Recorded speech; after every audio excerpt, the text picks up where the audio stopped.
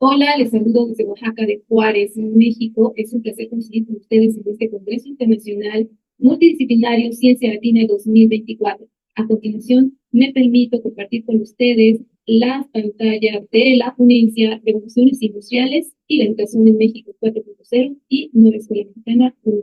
Preguntas Romero Toscano, a sus órdenes.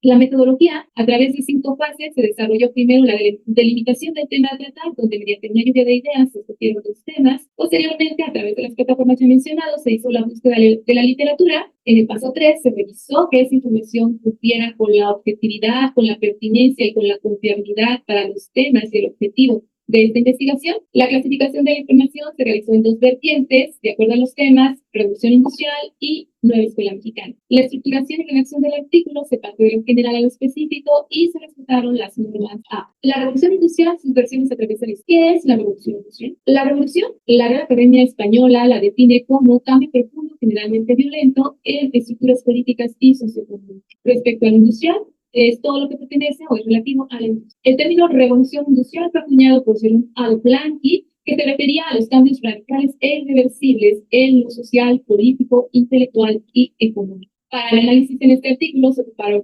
4 revoluciones. La 1.0 se caracterizó por el vapor, se centró en las industrias, en la creación de riqueza a través de la explotación laboral. La 2.0, ya buscando una energía limpia que no fuera costosa, que abasteciera constantemente a las industrias, se colmó de experimentos, de nuevos inventos, se desarrolló un conocimiento científico que favoreció tanto a la industria como a la sociedad. En la 3.0 se desarrollan las tecnologías de información y comunicación, se abren las redes sociales, se facilita el acceso a la tecnología dentro de los hogares y dentro de la industria, y mayor número de personas puede tener. En la 4.0, el auge de la inteligencia artificial, se habla de una nube de conocimiento, de una sociedad de la información que está en duda porque mientras haya personas o países que no tienen acceso a la alta tecnología, no se puede hablar de una sociedad.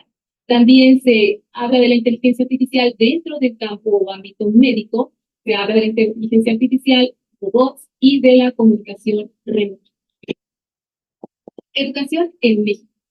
Se parte del siglo XVIII, que es cuando, posterior a la conquista, la escuela escolástica estaba bajo la regiduría o bajo el control de la Nueva España y era limitada para los indígenas. Solamente los nobles podían acudir a las universidades, mientras que los indígenas eran, con mucha suerte, insertados dentro de la escuela de arte y oficio. En el siglo XIX, después de la Revolución Mexicana, ya se proclama una educación laica, gratuita y obligatoria, aunque se toma mucho de la escuela escolástica, la visión de ser un país libre y soberano a través de lo intelectual era lo que estaba en boga.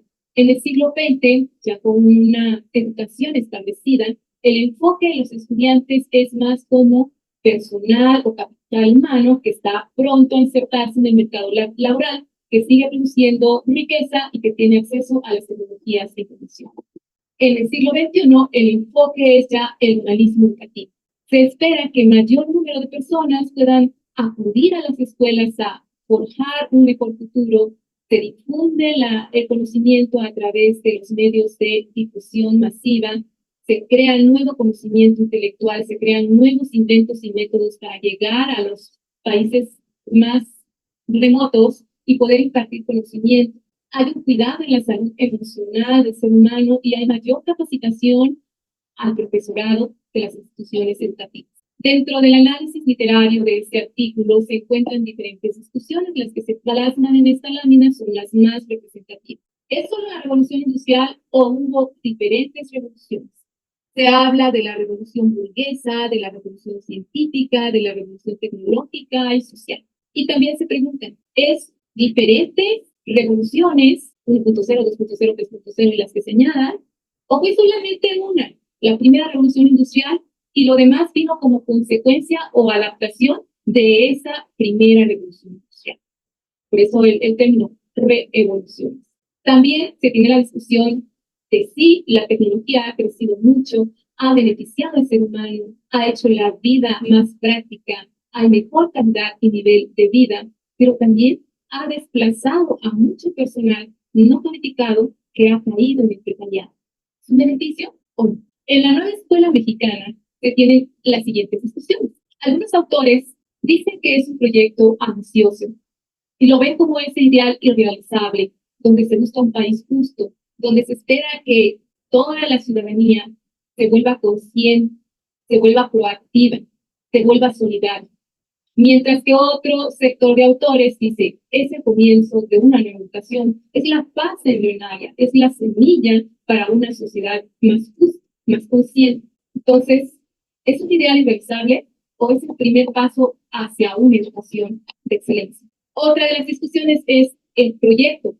¿Es para continuidad? ¿Se seguirá mejorando después de este sexenio o solo mientras dure este sexenio?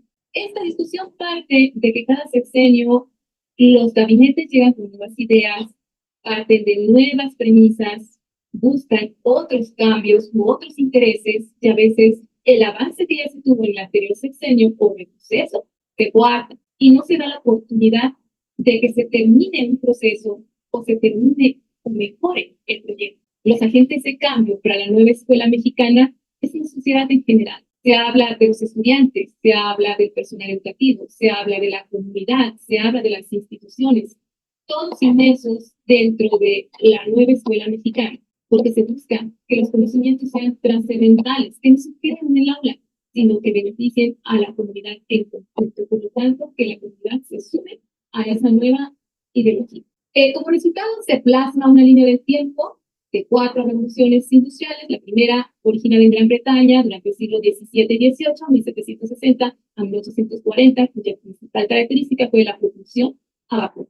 En la segunda, Estados Unidos, en el siglo XIX, en 1850, se da el boom de la electricidad y todos los aparatos que ocupan esta energía. En la tercera revolución industrial, también en Estados Unidos, en el siglo XX, a partir de 1950, se caracteriza por la digitalización y las tecnologías de información y comunicación. Y la cuarta, en Alemania, siglo XXI, a partir de 2011, cuya principal característica es el Big Data y la inteligencia artificial. Pero, ¿cuáles fueron las ventajas, desventajas y aplicación en la educación de estas revoluciones? Todas, sin exclusión alguna, dieron cosas positivas y cosas negativas. En la primera revolución industrial, donde se migra de los talleres artesanales a las fábricas, se crean mejores líneas de comunicación, se crea mejoramiento en los productos y procesos, pero también se da la explotación laboral, incluso infantil. Se concentra la riqueza en una minoría. Empieza el crecimiento demográfico de las grandes ciudades. El capitalismo emerge.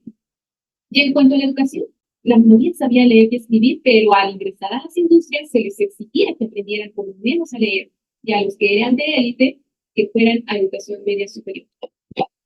En la segunda revolución, tiene como principal característica la macrotecnología. Empieza ya la sistematización, empieza ya la mecanización, y las ventajas es la electricidad, una energía limpia con menor impacto ambiental, se acepta ya la fuerza laboral femenina, pero eso crea una desventaja, porque al dejar el seno familiar cambia los roles sociales que existían, donde la mamá se hacía cargo del hogar, donde la mamá se hacía cargo de los hijos, y deja el hogar para irse a la industria. En la educación, en el siglo XIX, se da el proletariado y se marca con una educación dual. Los que sí van a asistir a la universidad y los que van a hacer una trayectoria corta escolar para que se vayan solamente a Estados Unidos, todos podían ir a la secundaria. En la tercera revolución industrial, a partir del siglo XX, la computadora, el internet, la microtecnología ya, como ventaja, reduce el costo de los dispositivos, todo el mundo trae un teléfono móvil, se da la automatización masiva de las empresas, cero defectos, cero desperdicios, se controla a través de la conexión remota, y de todas las ventajas, el aumento del costo de vida y el ensanchamiento de la brecha digital entre los países desarrollados y los países emergentes, entre las zonas rurales y las zonas urbanas. En la educación, a fines del siglo XX, se acordó en los países europeos que toda la ciudadanía tuviera para el 2010 educación media superior. Sin embargo, esa todavía no es una meta alcanzada.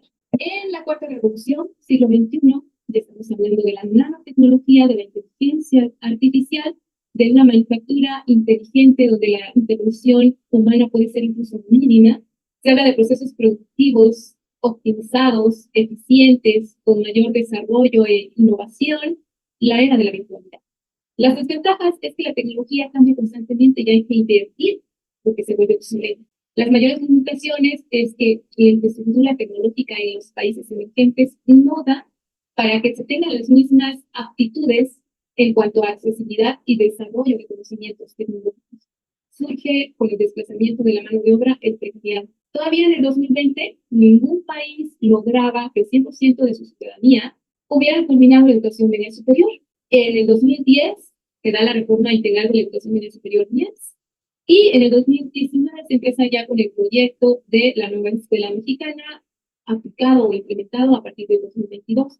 Como dato curioso, se tiene que en México solamente el 54%, arriba de la mitad, tienen educación media superior, los otros están por debajo de ese nivel. Conclusión, se concluye que la implantación de las revoluciones industriales se han impactado a la sociedad de la educación, pero no de forma estandarizada, porque no todos los países tienen el mismo nivel de infraestructura tecnológica. Y se determina que teóricamente el modelo educativo de la nueva escuela mexicana tiene la posibilidad de cubrir la excelencia educativa que la industria 4.0 demanda, siempre y cuando los agentes de cambio, que es la sociedad en general, se proponga romper la ideología individualista por una ideología colectiva, siendo más solidaria, crítica y consciente, y que busque mejorar el país, hacer un país pacífico, sustentable y justo.